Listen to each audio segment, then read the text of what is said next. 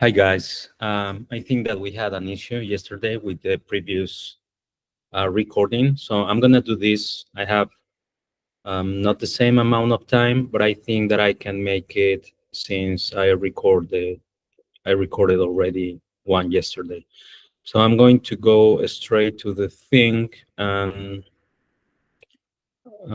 let me go and do the let me share my screen with you.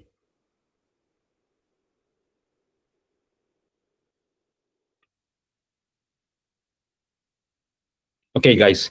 So I'm going to go straight to the matter. I'm going to show you the operational model of the four processes that we have. Our company currently is in a state of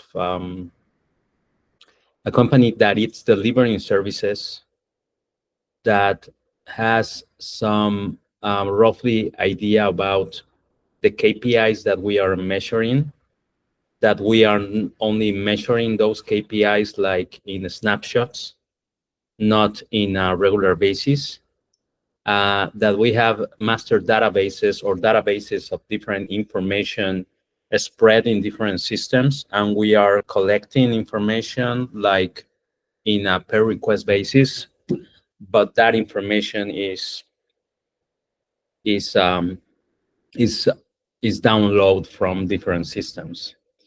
Also, as I said, since we are not in a regular basis measuring our KPIs, then that means that the company is not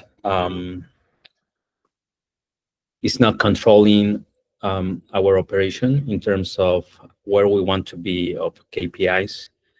And also, as you know, we have different systems who are connected. So we have people working in different systems and not in a single platform. So the idea, and of course, we have lots of processes that are embedded with tasks, and those tasks are sometimes non-joyful, that needs to be repeated and repeated over and over again in a 7/24 basis. So that meaning that those processes are not formally greeted, and these processes are also, since they are not formally written, sometimes they are not properly communicated, and the execution it's not properly done, and so people, the members of our team, they do things differently, and in the end, the outcome of the service, what we call the delivery service, since we are doing caregiving for seniors, that meaning that the service primarily is to dispatch a person to a site and make sure that that person is on that site punctual and doing a duty. The outcome of that service is at this time a report that it's coming from different data sources, and that report contains the information of the services delivered. And in the end, we are able to invoice our customers based on that report. So that being said, I'm going to go straight to the thing, and let's see how far we can go. I have like 45 more minutes, and I'm going to try to shorten the video since the first video was longer, but I want to properly pass this information to you. So we have different business. We have communication, the functional layer, role management layer, workflow layer, rule engine layer that it's empty at this time, and reporting layer. So we have different, especially communication things. The first one is that our internal communication is based on,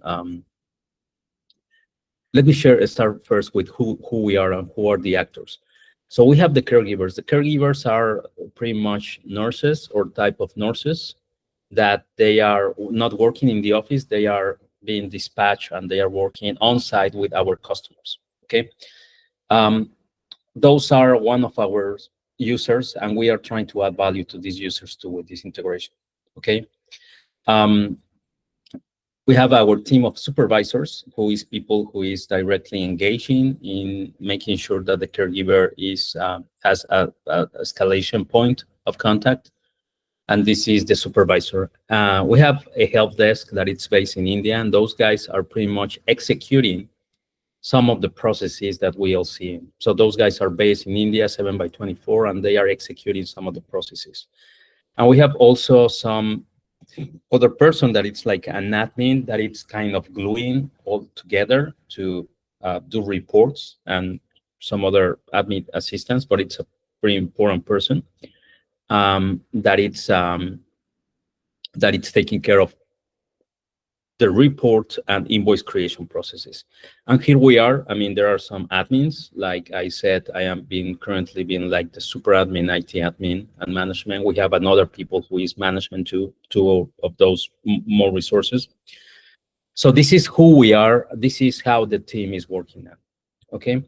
Let me just give you another important information. We have two different type of customers, because this is going to be addressed when we are starting having discussions in the scheduling. So we have different customers. One are B2B, what we call business to business customers, who are pretty much companies, facilities who are requesting on a per demand basis. Okay, so they request today, tomorrow, services coming from us. But there is not like a commitment of services. And we have B2C customers who are, we call them private, B2C, business to consumer, who are really like one-on-one consumers, customers who have like a fixed amount of services requested for a period of time. So this is important because you'll see what is the challenge in our operation, especially in the scheduling. Okay, so this is the team, and then how we are communicating. We have internal communication that it's happening through Slack, specifically only to the management team. Okay, and we have external and client caregiver communication. External meaning for customers and caregivers, even caregivers are part of our team, is being used SMS, and we found this SMS tool that it's pretty powerful because it's connected to Slack, so we can have like a single point of communication that it's a Slack, and then go from like an omni-channel, multi-channel solution. That's our idea. So we are doing SMSs. Why SMSs? Because for some reason, the culture of the person that are working here in the States, they are still using SMSs. Some of our customers are using SMSs as well, and there is also the need to do some phone calls to engage and communicate with either the caregivers or the customers. And sometimes there are emails too. So this guy that it's an avocado, that the name is avocado. As you can see, there are icons at the bottom of each one of the boxes. So this icon is a Slack. It's Gmail. This guy is avocado. Avocado is doing phone calls too, but we have here a guy that it's named Fresh Caller, but avocado can do phone calls. So we are doing SMSs. This is calls only. Avocado is SMS and calls and emails. Escalations are happening through the three systems, and we have some type of automated notifications that sometimes are not that automated through KuraSmart. This is KuraSmart. And KuraSmart, these three guys that are hanging together. It's our current system. So we have, this is our current scheduling system. So we have, as you know, we have our end user system is KuraSmart. Is an app that it's pretty much an app on their phones, and we have a portal on our side where we connect in terms of what is your schedule. The schedule means a set of shifts that each one of the caregivers is doing in a weekly basis, or even let's put it this way, in a weekly basis. Let's use that basis. So these guys have like the schedule for the week, how many hours they are going to work, and that's based on KuraSmart. There is an important consideration that we tried to do an API using KuraSmart, and you guys did the assessment, and it was not possible because KuraSmart had no API. So we decided to move back to our tool that we used before KuraSmart for scheduling. The name of that tool is QuickBooks Time. I just want to let you know that the reason why we moved out from QuickBooks Time is because we needed to, in order to do the number of shifts, the scheduled shifts, it was taking too much time to do that using QuickBooks Time, because you needed to do like in per shift basis, meaning that each one of the shifts need like a set of clicks, like 20 or 50 clicks, and we needed to do that. And as soon as we were growing, that was taking and consuming too much time. So we found this KuraSmart added value tool, that the only thing that added value for us at this time is that we are able to push or to schedule lots of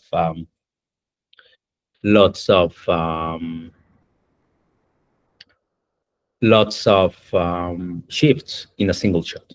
So we know that Hooper solution at this time will be able to do the same thing. So we are stepping back to do QuickBooks Time because there is a KPI for QuickBooks Time that we can leverage. But at this time, we'll be showing you guys the concept of KuraSmart that eventually, in the end, will be substituted by Hooper. So this is what it is, operation layer. We do a scheduling creation. That's the first step. And actually, there is a previous step coming from sales that I'm going to walk you through out now. After that, we go to the next.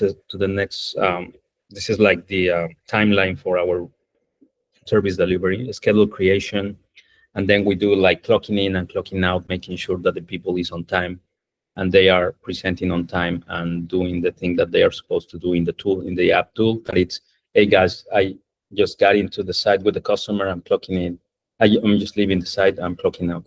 And this is an important process because since we are invoicing our customers and paying our caregivers based on hours, we need to make sure that we have this certain amount of hours, and also making sure that in terms of adding value to our customers, that they are confident that we are not invoicing something that it's incorrect or paying our caregiver something that it's incorrect, but in the end that we are delivering the service on time. Okay, so this is an important cornerstone of our operation. There is some type of after and before and during the shift, some type of management of what they are doing. I'm going to show you that. This is a huge improvement. We need to do notes for each one of the shifts. And this is adding value to our customers too, because some of our customers are getting paid by their insurance and they need to present a report on a weekly basis with notes. The notes are each one of the shifts. The shifts is the shift, and I'm going to show you that in a quick moment. It's like a single shift is a job that has a start time, end time, and it's like an 8-hour, 12-hour, 24-hour shift. And what they are doing within that shift is relevant for the customer. And we have found that the culture and the profile of our caregivers sometimes they are unable, they are unfitable, they are struggling to doing those notes. So you'll see that we did an integration using an LLM, ChatGPT in this case, and we are creating notes for all of our shifts. With either they are doing that by themselves or they are not doing that, writing down the notes. There is this report creation. As I said, at the end of this service delivery, we need to create a report in order to invoice and pay, and then invoice creation, and we are getting paid. So this is our system for payroll and invoicing. I believe that at this time, you'll be only working with us in the invoicing process. Eventually, we'll bring more processes in if we see that this is working. And this invoicing is happening in QuickBooks Online. This guy is QuickBooks Online. And this is something important because I know that you guys rely on, or the new system rely like in a master database. As I said, we have no master database. We have different spreadsheets spread in different systems. So at this time, we have some type of what we call a VI tool. The name of that tool is Grow. You'll see this is the name of the tool, Grow, and you'll see it here. And that tool is able to connect different spreadsheets and even to merge those spreadsheets and do some filtering, some cleaning, and it's able also to do these dashboards, okay? So in the end, we are being using this tool to do reporting and to do also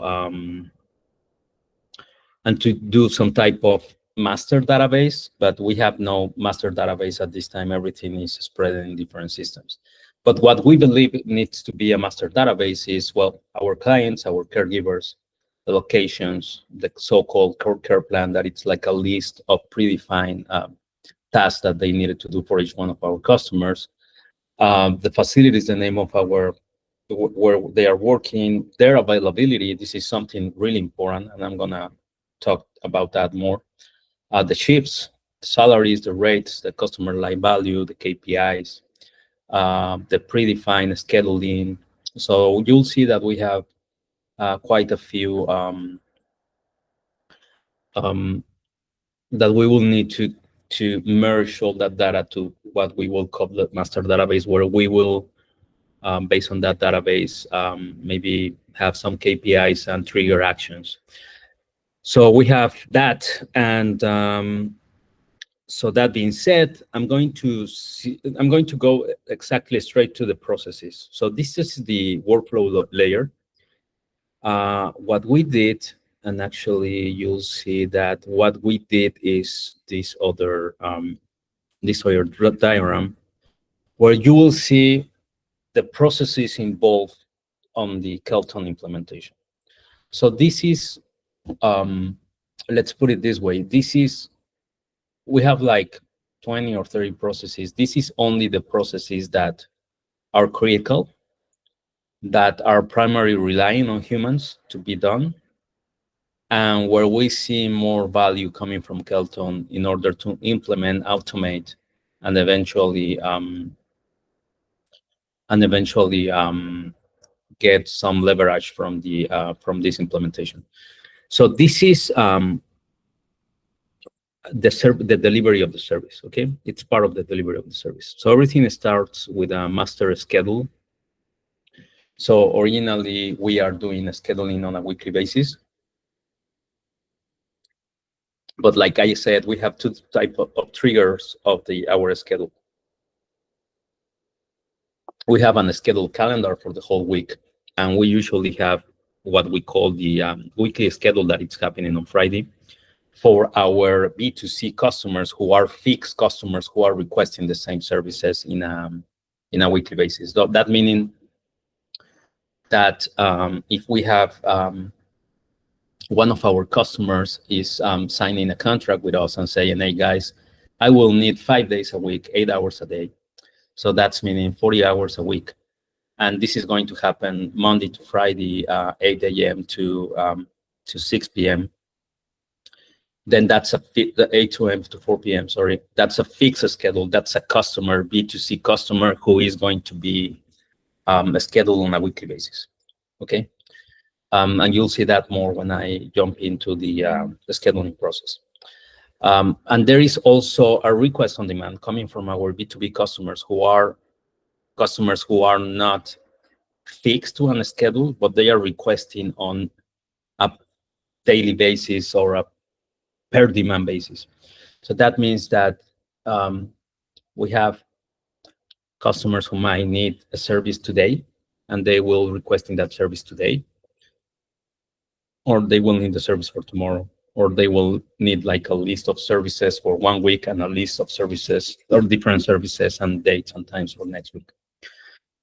So as you can see, this is our first thing, and you'll see that's what we call the calendar schedule. And I would say that it's one of our primary master databases, or databases that we have to have. It's what we call the schedule calendar, the demand of the schedule of the calendar in a weekly basis. And as you will see, that schedule calendar will be changing on a weekly basis, since two things are happening. First, our B2B customers are on a per demand requesting services in different schedules. There is a set of customers who will be the same type of requests on a weekly basis, but sometimes some of those customers are winding down the service or dropping off from our services. So there is a change. And and that's what happens in a weekly basis on a per demand basis. Okay, we start the scheduling process. There is some type of validation in the scheduling process. I'm going to walk you through that in terms of we need you to do OT validation, how many hours they are doing, collisions, doing some type of balancing, availability, fulfill personal scheduling. So this is important, and this is part of the scheduling process. Okay, and then we publish the schedule, and we have this loop. This loop is happening, as you can see. This let's put it this way: these guys, these 4 blocks, are happening on a weekly basis or on a per demand basis. Each Friday, the schedule, master schedule, is published. But if a customer is requesting something right now, then the schedule is, or that particular chief is scheduled. These 4 at this time, what I've shown you actually, it's P1, P2. It's part of the P1, P2 is part of the same thing, and then there is this other section that it's a loop that it's happening 7/24 basis. So as soon as there is like this shift calendar, we need to make sure that these guys are presenting and they're showing up on time and they are leaving out of time, and that they are doing what they are supposed to do within that shift, and that they are writing the notes out, and that we are not delivering something that we are not supposed to deliver in terms of hours. So this is happening on a 7/24 basis. Okay, so this loop, these 1, 2, 3, 4, 5 boxes, and I'm going to walk you through that. And at the end, when we finish our schedule, then a report creation is happening on Mondays. Some people is retrieving all the data coming from the system in terms of the shifts that we deliver, and they are bringing that data into a report and then uploading that report on our tool of invoice creation, sending that invoice, and receiving the money. So this is it. I'm going to be straight to the scheduling process. So like I said, we have these 2 triggers from the scheduling process. One of the triggers is coming from our B2B customers. Okay. So B2B customers are requesting on a per basis, on demand. Okay. So this is one of the flows of the of what triggers the process. The other trigger is the weekly master schedule basis that we are doing every Friday for B2C. Okay. So this is triggered. This scheduling process is triggered either way. As you can see, the B2C that it's happening on Fridays, it's pretty much fixed schedules that can be triggered automated. And this other guy, the B2B request, there is like a communication with the customer, and then we push, or we that request, we include that request in the schedule. Which tools are used at this time is KuraSmart. Like I said, we are not going to be using KuraSmart any longer since you guys are coming here, but I'm going to show you things in KuraSmart. Okay. So let's go to KuraSmart. So this is KuraSmart. Okay. So KuraSmart has,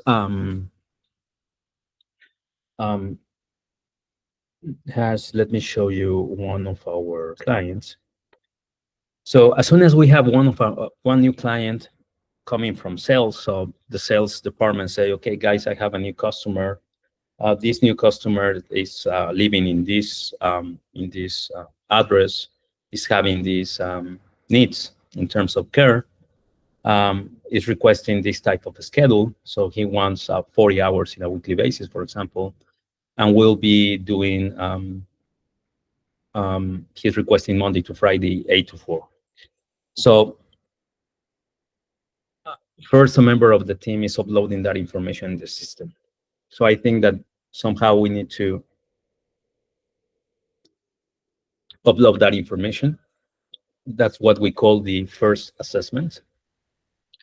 So as soon as the assessment is done, the result of that assessment that it's coming from sales is a name of customer and a schedule for that customer.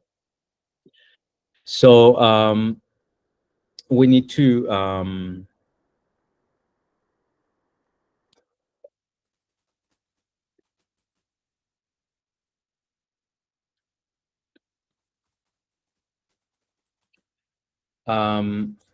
so we need to create that customer here in KuraSmart, and KuraSmart is having let me show you how this is created. So this is kind of the master database that it's customers. And I want to show you a particular customer. Let me see. So this guy,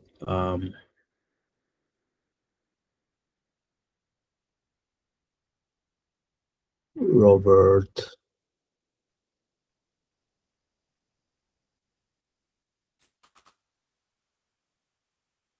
Okay. Thank you, Jimena. So this is I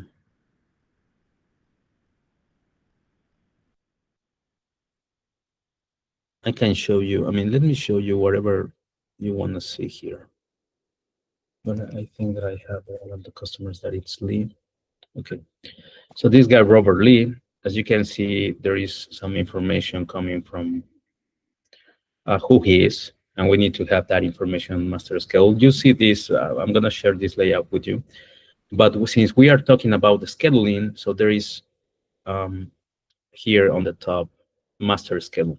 So that's meaning this is coming from the assessment from sales. So these guys say, okay, guys, I need you to do 2 days a week, 5 hours a day. And this is happening Tuesday and Friday, 7 a.m. to midday. So this is what we call the master schedule, okay? Because this is going to happen on a weekly basis. And it's been happening on a weekly basis since 2 years ago, for example, for this customer. So as you can see here, also there is like a predefined caregiver. So in this case, Thomas, it's gonna be the predefined caregiver for this customer, okay? And that's great. So this is what we call the master schedule. So, but how this works? So in the end, this is our calendar. So master schedule is the predefined coming out from the assessment, committed shifts for our customers. And this is our calendar. So our calendar is the weekly scheduling, okay? So as you can see, this is showing from the 14 to the 20, and now it's Tuesday. So we see that on Tuesday, we have these schedules, these shifts, actually. These are, each one of these boxes a shift. And then we can see what's happening tomorrow and the day after tomorrow, Friday, Saturday, Sunday. So this is the result of the weekly basis schedule. So this schedule calendar was done last Friday, but it's changing if there are more requests coming from the on-demand customers, or it's changing if some of our caregivers is having a problem. Like, I'm not going to make it tomorrow, I'm not making it today, I'm not showing up. We'll see that in the next phase, okay? We'll see that in the next process. So this is the calendar, but this is the result of the schedule. This is the output of the scheduling. But since we are now talking about the scheduling only, I'm going to show you how we do that. So this is the section of published master schedules that it will be happening in this case on Hooper on a weekly basis. But what's in here? So what's in here is all the, I'm going to show you one of our favorite customers, LMOP per lever. Let me show you this one. So, or let me show you first Lee. That's the guy that we were talking about. Lee. Okay. So Lee here, as you can see, it's showing the same thing that I show you in the master schedule, and it's saying, okay, you have Thomas, the caregiver Thomas, Tuesdays and Fridays, 7 to 12, in this address. So if I want to, as you can see here on the top, if I want to schedule for next week, that it's coming from July 2021 to the 27th, what I do is just to say, okay, this guy and this guy and this guy and this guy, or I can do all of them. I mean, all the master schedule shifts. I'm going to do and publish all of them here on the top. And that meaning publish means that it goes to the schedule calendar that I show you. That's not going to happen now because I want to show you something first. As you can see, there are two different colors, red and blue. And as you can see, there are some guys in red and blue, meaning that in blue means that everything within the published schedule looks okay. So what does that mean? That Thomas, specifically the caregiver, and the customer are available. So that meaning that Thomas has no other shift during that time to fulfill. But as you can see, there are some other customers with that are in red. So they are in red either for two reasons. One reason is that there is not like a particular caregiver associated to that customer. And the second one is that there is a conflict to fulfill that particular shift. So I want to show you this Lilo. This is Lilo per lever. It's some other our customers. This is a 24/7 customer, meaning that we need to be 24 hours a day, 7 days a week with that customer. So as you can see, there are most of the schedules of the master schedules are in black, but there are some in red, meaning that this person might have a conflict.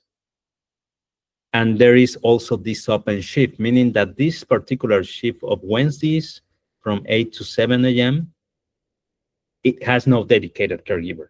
So it's going to be based on the availability of our pool of caregivers. So this is when the thing starts to complicate, because this is just a customer, but as you can see, we have tons of customers. We have master schedules. We have requests on a weekly basis, and then we have conflicts. So as soon as we have a conflict, there is a need to perform a process that I'm going to show you to fulfill that particular shift. And this is what we call the last minute process, okay?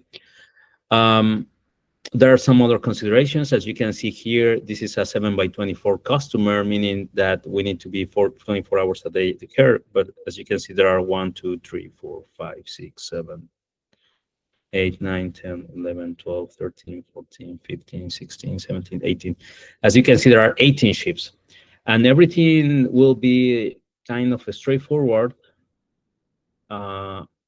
But maybe the questions that you guys would ask then is, okay, guys, so if you have a 24 hours, why you have 14 shifts? So how you guys are doing the shift assignment in terms of hours, when to start, when to finish, how many hours? And you'll see here, and this is something important in the hour column, that there are some shifts of 11 hours, some other of 6 hours and 30, 5 hours and 30, 12 hours. So this is coming from the original assessment. So what would be one approach is, okay, let's do 7 shifts of 24 hours each. That's not always working. Let's do 3 shifts on a daily basis of 8 hours, or 2 shifts of 12 hours. So this is something that at this time you guys are not going to do, but eventually the system will need to provide like the best option in terms of shifts. So that meaning that if I say new customer is coming, this is the name of the customer, he's requesting 3 days a week, 12 hours a day, then Cooper will need to come up and say, okay, based on this, we believe that this is the best shift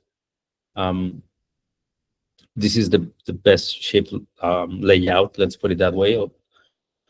And we advise you to have 3 shifts of 12 hours or 6 shifts of 6 hours each. So this is something that at this time we have already set, but for the new customers, you guys need to, the system will need to give us an advice of what would be the shifts, the best shifts to fulfill that customer. So this is happening on a weekly basis. It's, if you see an open shift, then somebody is clicking here and see who is the best caregiver. I'm going to walk you through that. And let me show you. Okay, so I'm going to walk you through that. And as I told you, we were talking about the tools. This weekly scheduling, what the thing that I just showed you is run on Fridays. If all are green, it's good to publish. If any is red, caregiver is unavailable, we need to run the last minute coverage process. So what is the last minute coverage process? Because this is everywhere, and we need to make sure that you guys understand this process really well. And this process, I'm not going to walk you through what's happening in the tool, but I want you to understand the concept of the process, because it's going to be easier for you guys to understand what we are doing, and then you can translate that into Hooper. And so when we see that a caregiver, there are like different triggers. The first one is when the caregiver is unavailable when we are doing the scheduling. When the caregiver is not responding, that meaning that she has a shift and she is not going to make it. Or when the caregiver says, when she already have on the schedule, she say, "Hey guys, I'm not going to make it tomorrow," or "I'm not going to make it early today." So what we are doing, and this is a pretty straightforward process, but at this time we need lots of clicks to go to that process, and we need a human being behind that. And as you can see, this might be like a very critical process, depending on when it's triggered. If it's triggered on the scheduling, it doesn't matter because the schedule has not happened. But as soon as it's a schedule and it's triggered, then we are running against time. So if a shift, for this example, if this shift that it's happening Wednesday, 8 to 7 a.m. with this customer, the first thing that we need to understand is who were the previous caregiver for that day, that particular shift. So we have a set of, like, we at this time are looking for 30 days and say, okay, this shift, the last 30 days, these were the caregivers, A, B, and C. So we have a list of caregivers who were doing that shift for the previous month. And then we review the availability. That's another master database. We are receiving the availability from this is the availability on the schedule. What we mean is that in this schedule, the thing that I show you, the person has no other shift in conflict during that particular time. So meaning that they have free, the time slot is free for them to take this shift. Okay. So we need to cross-reference the two of them, and then there is another cross-reference that it's availability. So we have an availability coming from our caregivers, meaning that they might be they might not have a calendar, a shift schedule in the calendar. They might be part of the team who were taking care of this particular shift over the last 30 days, but they might be unavailable because they are not working during that particular time. So we have another database. Let me show you if I can maybe. Okay, good. This is the tool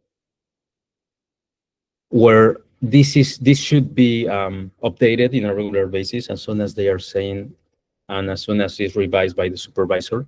So they say, okay, guys, this is me, and I am able to work with B2B, B2C. This is the language. I can work Mondays AM, PM, Tuesdays, and this person is providing when he is willing to work.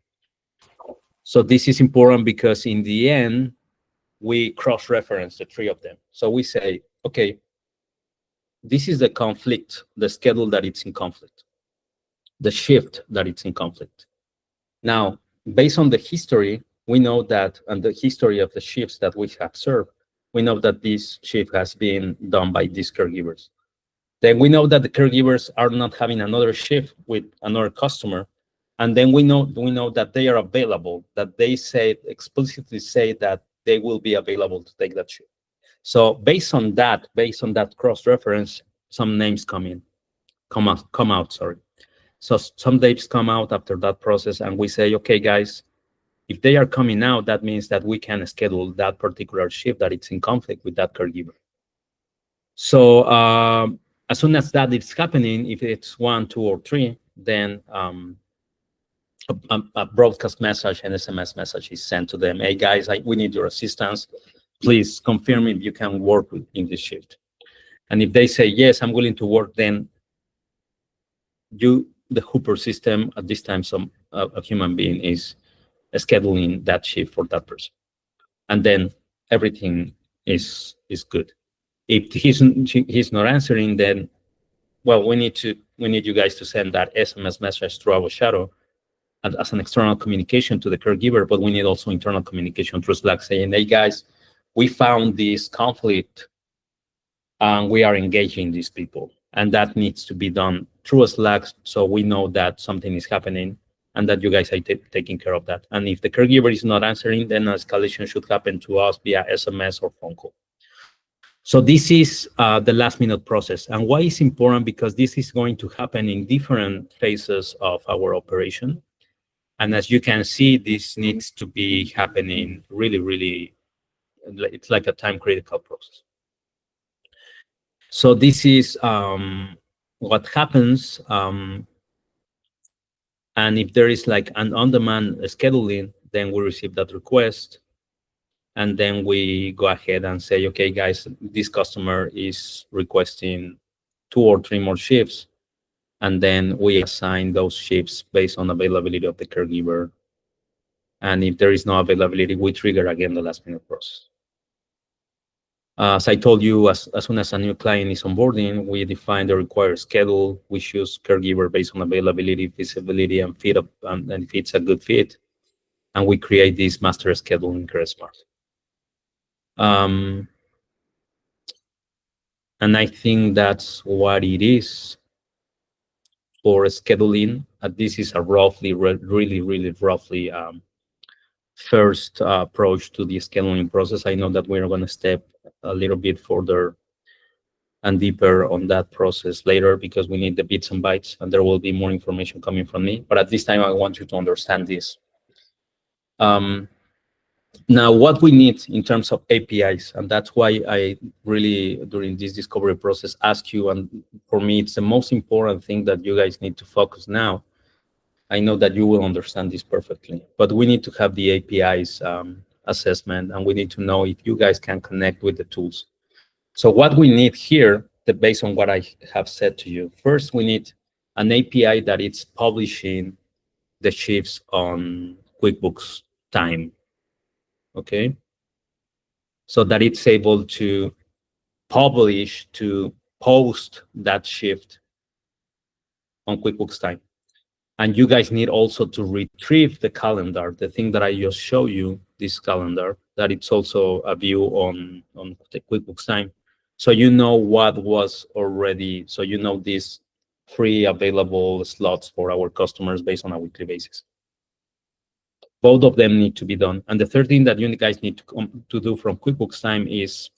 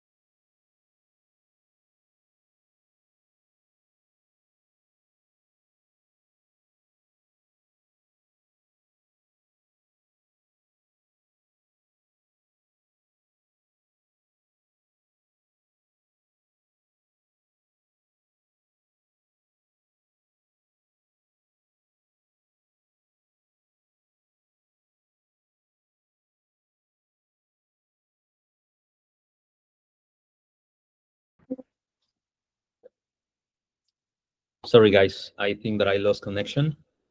Let's continue. So I was saying about the APIs. So what I was saying is that you guys need to make sure that you guys have that APIs for QuickBooks Time, bi-directional, Avocado, Slack, and you guys will also need an API for QuickBooks Time to for QuickBooks Invoice, QuickBooks Online, where the invoices will be published, push the invoice, and pay for that invoice, and maybe retrieve information from QuickBooks Invoice as well, because that's going to be part of the master database. So you guys need to assess that. Otherwise, we are not going to make it, or we need to work that out. I know that you guys have like a workout process, but we need to make sure that you guys have those APIs assessed. And there will be also a need to, if not do that through an API, to download information or include that information in our Google Drive. So that's something that needs to be addressed too. So let's go to the clock in and clock out process. So as I told you, as soon as we have a schedule, as soon as we, one second.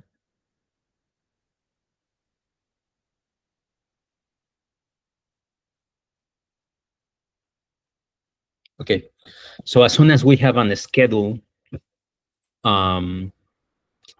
then people is actively looking. This is the calendar. So this is happening this week. The schedules have been published already. So we have another view where we are doing the time tracking. So we have this time tracking view where the people is looking at what's happening right now. Okay, so this is also in QuickBooks Time. So they say, okay, today, these are the shifts that needs to be served. And as you can see, there are like the client, caregiver, and there is like this scheduled time start. And there is another time in blue, and this is the real time. So it was scheduled for midnight and actually started at midnight. And it was supposed to end at 6 a.m. and actually they clock out at 6:07, 7 minutes late. Okay, so for this particular customer. So they were 6 hours. In the end, there were 6.12 hours served. And there are, in this schedule, there are some, also you can see if this person created notes or did not create notes. Okay, so let me show you. Here you can see notes, and there are no notes, okay? And this is important. Okay, so this is, and as you can see, there are some shifts coming. Actually, for 6:30, there was another shift, and this person come at 6:50, 20 minutes late. And there is another shift at, this one was at 7 a.m., and this person clocked in at 7 a.m.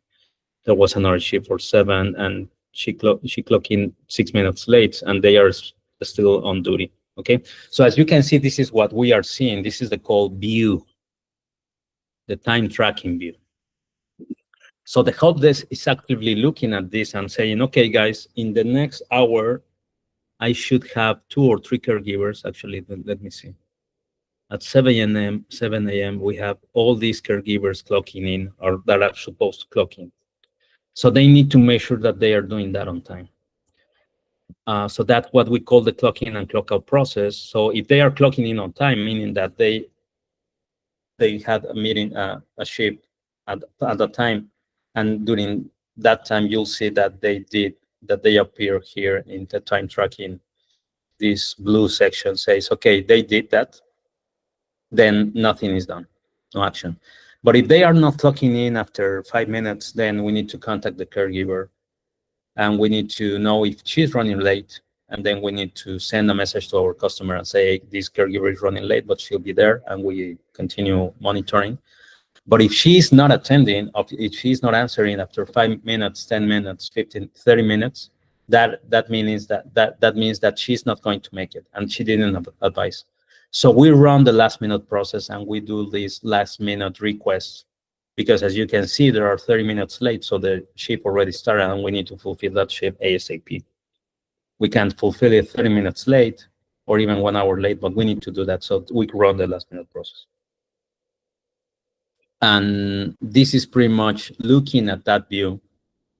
And if there is a rule of 5 minutes to start engaging and 30 minutes to run the last minute process, and this is happening through our shadow via SMSs or phone calls. That's for the clock in. For the clock out, the same thing. We need to make sure that they are clocking out on time. But since they are already in the shift, this is not like critical, but it's important. And if they are not clocking out on time, we need to call them and say, what's going on? You are supposed to leave. Sometimes if there is like some delay unjustified, then we say, okay, you can stay. If there is no delay, we need to, if they are not clocking out on time, so that's good to go. If there is some other caregiver on duty, that meaning that we have, and this is something also important, we have 2 shifts that are one after the other, and one of our caregivers is coming late, for example. So we need to talk to the caregiver that is on duty and say, hey, please stay 30 minutes more because she's coming late, so we don't leave our customer alone. And even if the next person is not presenting, we need to talk to them and say, please wait until we find somebody that will be there. So this communication is happening as soon as we know that they are not presenting. So that API in QuickBooks Time, you need to retrieve the information from the QuickBooks Time, from the calendar and the clocking in, and making sure that within those 5 minutes, those are associated, and that the person is on the geofence. That's something important, that you'll see that QuickBooks Time had a geofence because sometimes they are clocking in out of the spot, out of the place, and this is not that's not okay. We need to make sure that they are on the site. So that's information that will be coming from QuickBooks Time, and you guys need to make sure that the API is providing that information. So, and also if there is like this, we need to make sure that they are creating the notes. And as you can see, not all persons are creating the notes. So if they are not creating a note,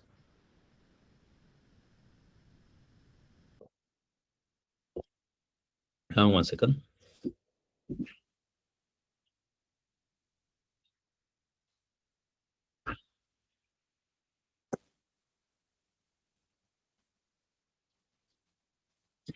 Sorry.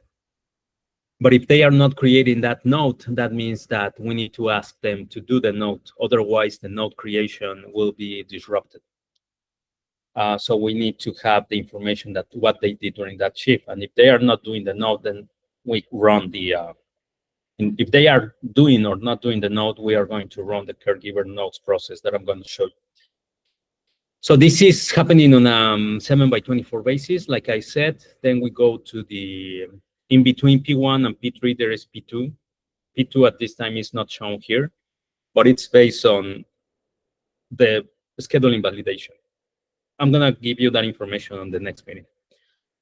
So accept and approval, this is something important. If the shift, as you can see, the difference of the shift is less than 10 minutes, we approve the shift. It's good to go to be paid and to be invoiced to our customers.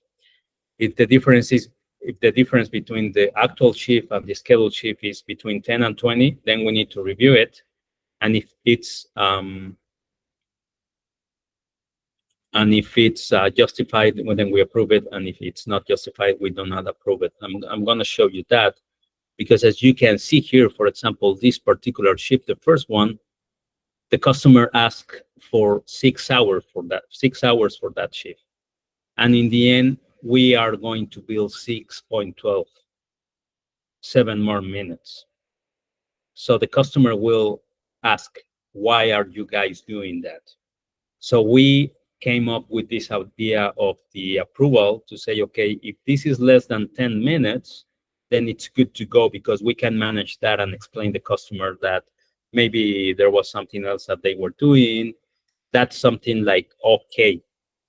But if it's more than 10 minutes, then we start digging more information to say, okay, this shift was not supposed to last more than 10 minutes. In the end, if they are clocking in and clocking out on time, and we are following that process really, really tight and really, really closely, then this is not going to happen. But because in the end, that process will make sure that they are clocking in and clocking out on time. So this is it. Then there is this node creation, and I'm going to be very roughly about this, but I want to give you an idea of that they need to create a node. So we have this.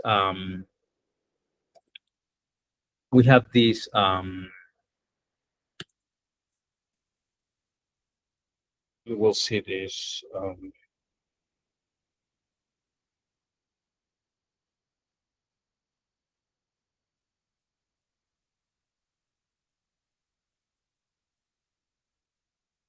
Okay, we have this process where if they are not creating a node here, let me show you this one.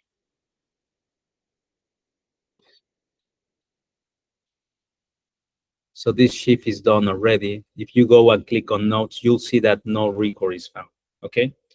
So since this person is not creating a note, then we have a GPT that it's set up to create that note for that particular caregiver.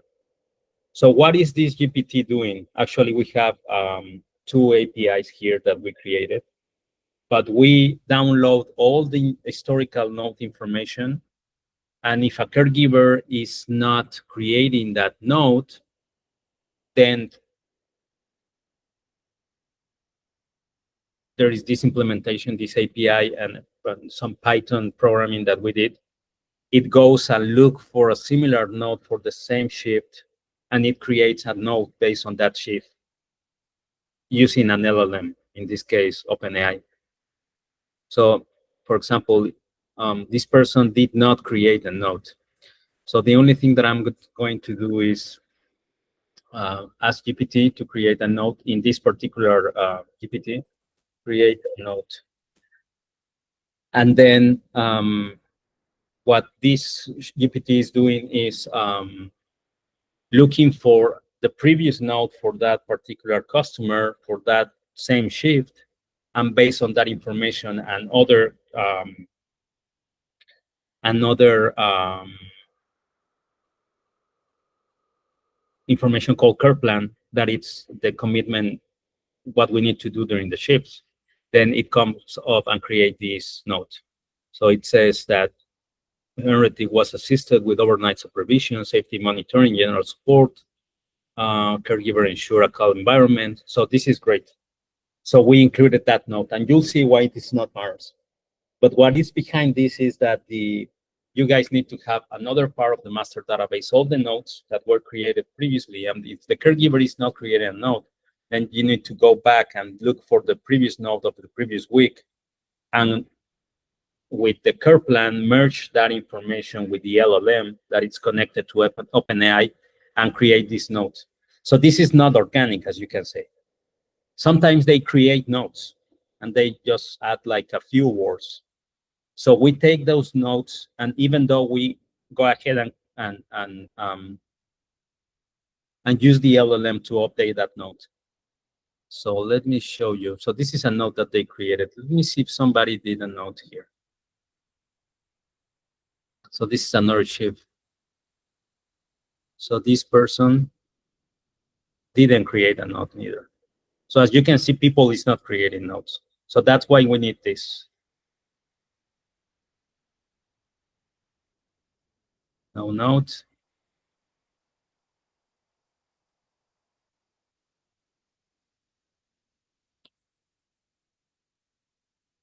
No note neither. So that's why we are running this process, because we need to make sure that there is always a note there. So as you can see, there are pretty much no notes for none of the shifts. But if there is some verbiage, some notes here, then based on that information, we improve that note using this GPT. So as you can see, we have this GPT is also providing information, who is creating the notes, who is not creating the notes.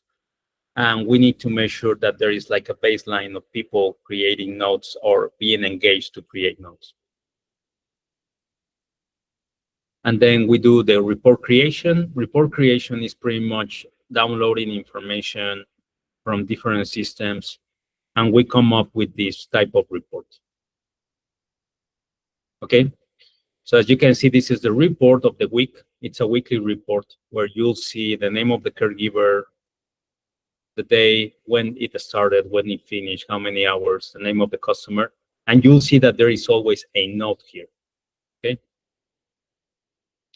and this is pretty much download information from different spreadsheets, merge that information, and come up with this thing, filtering, etc., etc. So this is done using pretty much Google Sheets, and then we go, and let me show you, where is this one? It's this one.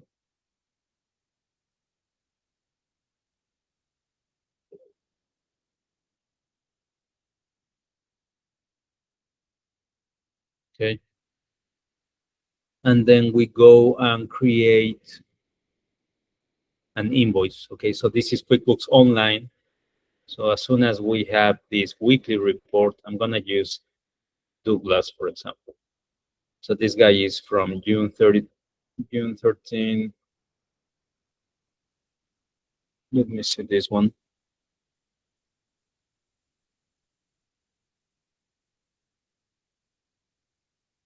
So today is 15. Okay. So we have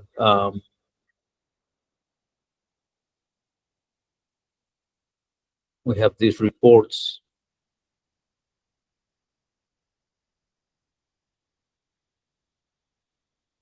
For example, this guy, Alexander Donald. So as soon as the report is there, this is a customer that had 89.96 total hours, and you'll see that here we need to create manually an invoice, and that invoice is pretty much only having pricing and the number of hours and the report, and then that note is sent to the customer. So you'll see that this guy, for example, we said that this is the invoice. Let me show you that invoice.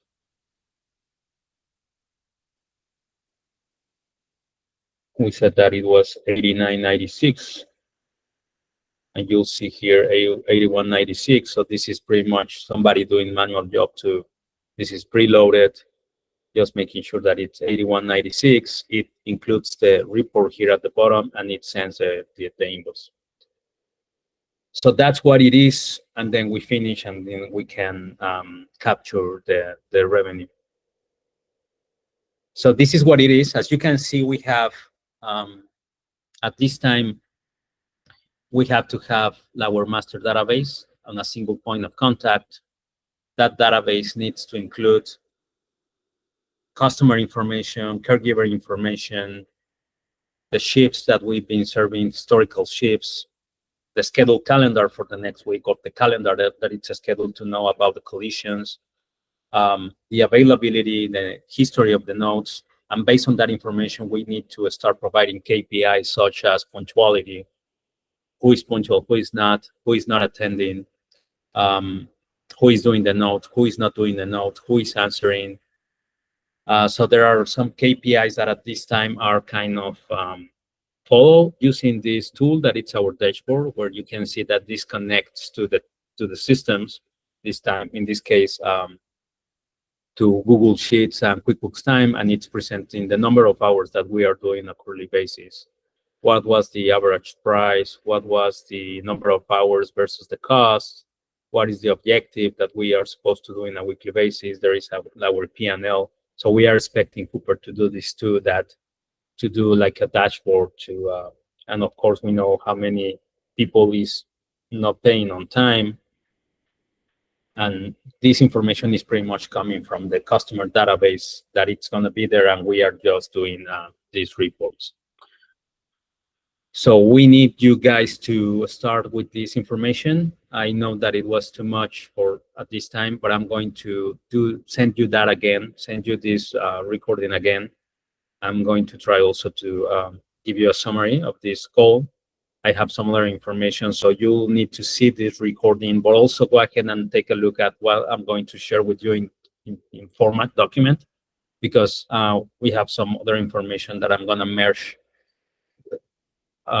about this call that you guys need to read, because it's not going to be only transcript from this call, but I'm going to include some other information. Okay. So thank you for attending. Hope this time you can hear it. Thank you, guys. See you.